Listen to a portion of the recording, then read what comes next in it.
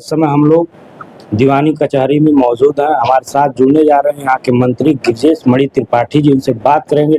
Cyber अपराध हर दिन पर दिन बढ़ता जा रहा है, लोग उसके शिकार भी हो रहे हैं। ऐसे देखने को आया जाए, फ़ोन कर रहे हैं कॉलिंग के माध्यम से, उनसे कहा जा रहा है पैसा ऑनलाइन ट्रांजैक्शन करने को कहा जा रहा है। कहीं वीडियो कॉल पे फ़ोन करके नग्न तस्वीरें भी उनकी कहीं न कहीं वायरल करने की धमकी देते हैं।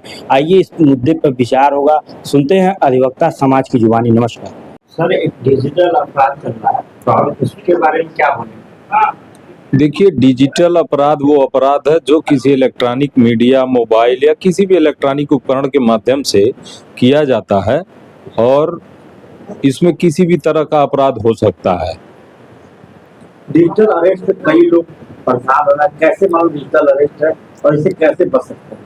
देखिए, डिजिटल अरेस्ट एक नई समस्या उभर कर सामने आई है। इसके पहले भी लोगों को पहले जो है बहुत से फेक कॉल आते थे। कोई कॉल ऐसा आता था कि साहब आपके मोबाइल पे फला ओटीपी गया, वो ओटीपी शेयर करिए। पता चला कि उनके बैंक अकाउंट खाली हो गए या उनके खिलाफ कोई कार्रवाई हो गई।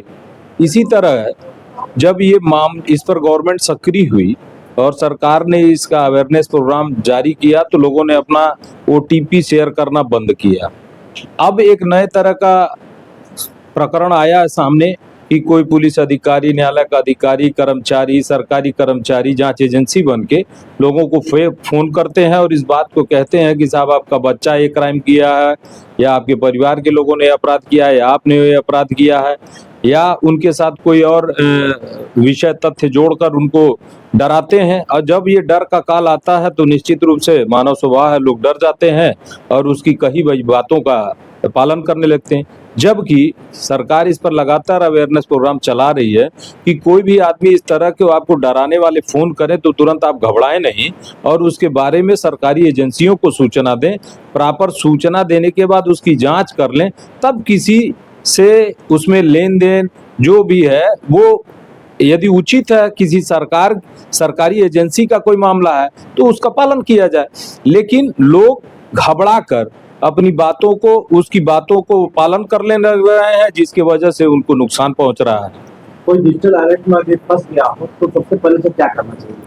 देखिए, डिजिटल अरेस्ट में जो फंसा उसे तत्काल जो नियरेस्ट पुलिस स्टेशन है या जो उनके यहाँ इलेक्ट्रॉनिक एजेंसी है जिस पे आप जैसे 112 है उस पे सूचना दी जा सकती है। साइबर क्राइम के लिए अलग से नंबर सरकारी जारी हैं, उस पर तत्काल सूचना दें और उस सूचना के बाद एजेंसियां सक्रिय होंगी, उस पर कार्रवाई होगी और जो भी लोग उसमें दोषी पाए जाएंगे वो पकड़े जाएंगे, उनके ऊपर कार्रवाई की जाएगी।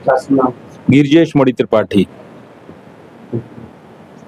सर, देश के आजादी में अधिवक्ताओं का सर्वाधिक योगदान था। हर मुद्दे जब देश के पर अधिवक्ताओं का है, लेकिन जब एक नया युवा अधिवक्ता वर्ग में आता है तो कई तरह की समस्याओं का सामना करना पड़ता है। ऐसे मुद्दे क्या विचार आप करते हैं? देखिए, युवाओं के लिए हर जगह समस्या है और युवा अधिवक्ताओं के लिए तो जहां भी जिस भी न्यायालय में काम कर रहे हैं हर जगह समस्या है।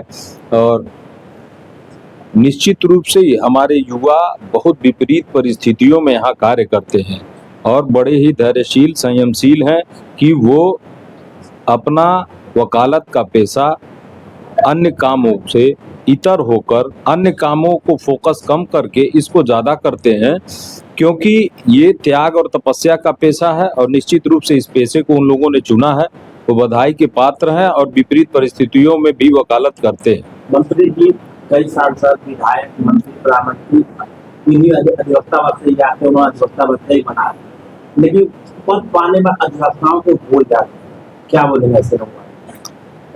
इस पे कोई माने पद पाने के बाद भूलने का कोई विषय नहीं है। कोई विधायक, सांसद, मंत्री हो तो वो उनकी जिम्मेदारी हो, जनता की जो सेवा उन्हें करनी है उन्हें करनी चाहिए। अधिवक्ता के नाम को विधायक, मंत्री बने अपने अधिवक्ता भूल जाते थे। मैं जब खुद अधिवक्ताओं जब देखता हूँ यहाँ बातें कार्यक्रम में अधिवक्ताओं को देते नहीं, ऐसे नेताओं बारे में आप क्या विचार? देखिए, उनको निश्चित रूप से जहाँ जो भी स्थानीय नेता हैं उन्हें बार संघों से, संपर्क करना चाहिए, उनकी समस्या जाननी चाहिए और समस्या को जान के उस पर कार्रवाई करनी चाहिए। जो भी उन्हें सहयोग हो सके उन्हें देना चाहिए, क्योंकि ये सामाजिक पेशे से जुड़ा मामला है। इस समाज के बहुत से लोग इससे जुड़े रहते हैं, तो उनको वहाँ विचार करना चाहिए।